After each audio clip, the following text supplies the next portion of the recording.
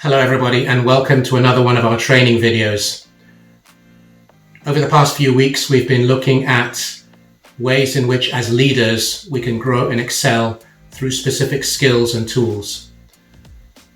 The one we're going to talk about today is possibly one of the most difficult ones that leaders have to deal with, and that is the subject of hiring and firing.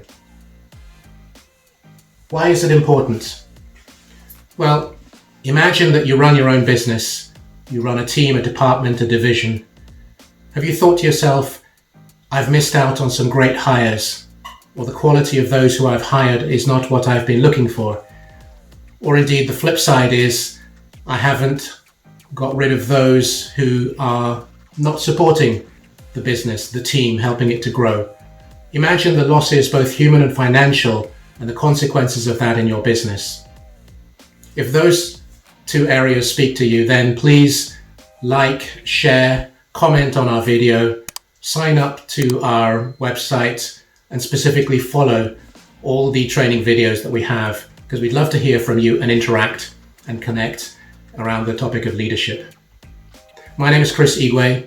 I have 35 plus years experience living and working in 5 different countries, as well as managing teams across Europe, Middle East, and Africa. I've really focused on creating, growing, and leading successful teams. And therefore, what I share with you is from a personal experience, but also my own following of leadership. So let's talk first about the hiring. Now, these are the key areas, and we'll touch on them, but we'll start with identifying. So when you're going to identify, what I mean by that is the people you want to hire or the individual you want to hire. What are the skills, the qualities, the academic or professional experience that you're wanting? Yes, you'll be working with the human resources department and should, because that is part of their expertise. But remember, the buck stops at you. You are the one who hires and later on will see fires an individual in your team. So you have to identify what that profile is supposed to look like. Who do you want? What kind of groups or areas of the industry or other industries might you find these individuals? Are there people you have in mind from other companies that you may wish to invite? You do all that and prepare basically a job description and specification with the human resources department. Now you may say, well, Chris, that's pretty easy. Anybody can identify. But believe me that as a leader, that is your first and primary role. Like anything in leadership, it's about a process and a system. You have to get clear for yourself who it is you want and what part of the business they are going to enter into and support and help and grow. The next one is the interview. This is critical. That's very important, absolutely. But this is where, as we say, the rubber hits the road. This is where you really delve into the person that you are interviewing. Now, clearly we would assume that between identifying and interviewing, there is a pre-selection that has already happened. You should have reviewed the CVs, read them, understood where the individuals come from and how they can support the business. The interview process is really important. You have to allow time. An interview cannot be rushed into. You've got to make sure that there's space in your calendar to meet that candidate, because he or she is there, hopefully giving you the best of themselves. You have to give the best of yourself to the person that you're meeting. Now, generally speaking, an interview process should be, or an interview, about 45 minutes to an hour maximum. Now, here is a few of my thoughts around the things that don't work in an interview process and the things that should. The first thing that doesn't work is, I've seen so many interviews where people will ask you, the first question is, tell me about yourself.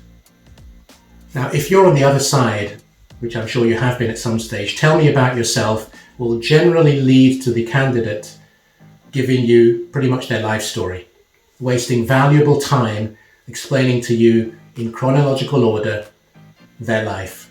In certain cultures, they'll even tell you if they're married, how old they are, how many children they've got, might even get to what schools the children go to.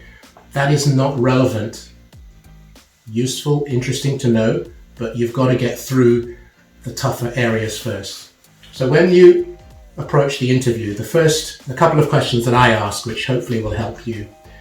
I will often ask, explain to me what your greatest achievement is or has been in your career. Because that way they will then explain to you and delve into who they are, what they do, and how they see their world.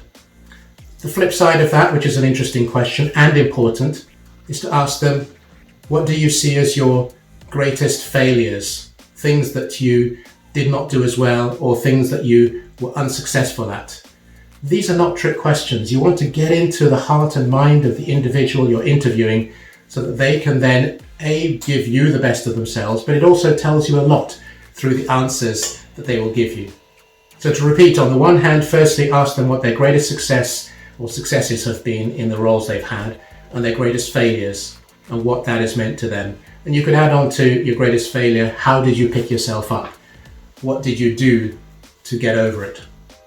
And then the final question I often ask is, assuming we go through this process and you are the successful candidate, and I called up one of your former bosses, what do you think he or she would say about you? Now, on the one hand, some people are like deer caught in the headlights. They will not be comfortable with that, will not want it. Maybe there's a lack of truth. But that's a critical answer that they're going to give you as well for you to understand. And then in the process here, it's all about the questions that they will ask you. Listen to the questions that they ask. How valid and relevant are they? Are they interested in the department, the team, the business, those that they might be working with? Do they see a projection of themselves going forward? Because you don't want somebody who's going to be dead weight. You want to see somebody who is going to grow within the process. So identify, interview, and allow them to ask questions as much as you ask questions, and listen. So the process of hiring should be a conversation, especially here. I dislike the approach to interviews, which are quite stereotype and staccato. You want to allow them to feel comfortable that they're just talking to you and you're just talking to them, because then you will see things that maybe they wouldn't have shown you before. As we said, the other side of leadership, which is difficult, is firing. This is a particularly awkward one for different reasons. The one might well be you have to assess the culture within which you are working, the relationship, the age, whether they're younger, older, and so on. But to help you through the process, here are some things to bear in mind. The first is that everything starts, or should start, through a dialogue in the annual review process. Now, whether you're a small company or you run a department or a team, annual reviews are really important. They are important because they allow the individual to talk to you based on specific questions. Like I say, if it's corporate, there'll be a very clear approach through documentation to fill out, to complete. They do theirs, you do yours, and you sit down.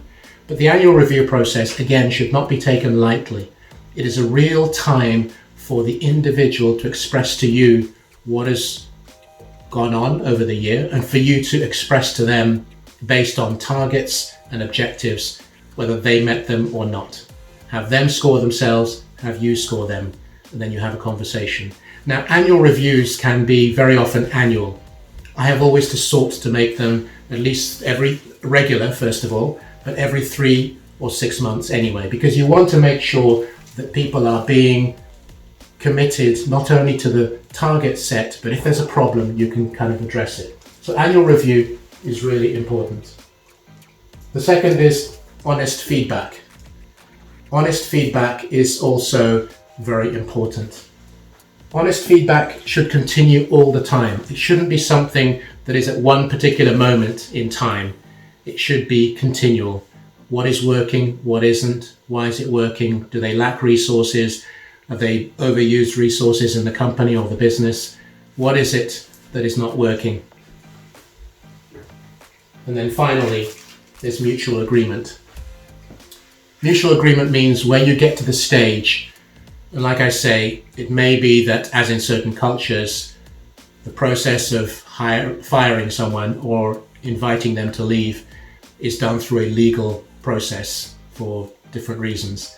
But in certain countries and cultures, it's not the same. You're informed that you're no longer fit. You've got an hour, a few days, or maybe a statutory notice period during which you leave. So I'm not saying that everything works, but you have to, like I said, I've worked in 5 different countries, handled people across Europe, Middle East and Africa. So it's always different in each culture as to what is going on. So we have to look at that, but at the same time, if there's a way in which you can come to some agreement with the individual who maybe through this recognizes, and by the way, there should be a V in there. V. Okay, I spotted it. So there should be a process whereby you say to them, look, it's not working. We need to find a solution. Now, I've had situations where they realize it and they say, yeah, it's not. What can we do? Which is fantastic, because there's a life after.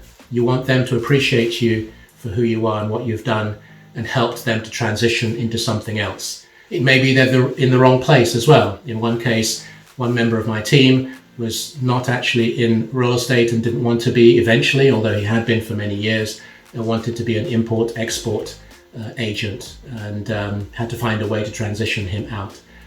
Inevitably, there are those which don't work out, and indeed you have to fire them legally and in the appropriate process, but make sure you go through to ensure that they understand what it is that they're doing, why you're doing what you're doing, and how this can happen. So for firing, annual review process or some sort of a process of continual conversation and dialogue, honest feedback with them. That's really important for them to know what is working and what is not, and then find a mutual agreement if it's clear that they're not going to work. And of course, all of this is done with the involvement of the Human Resources Department, so that you don't make mistakes either legally, contractually, or whatever else, but you express the need to continue to make changes.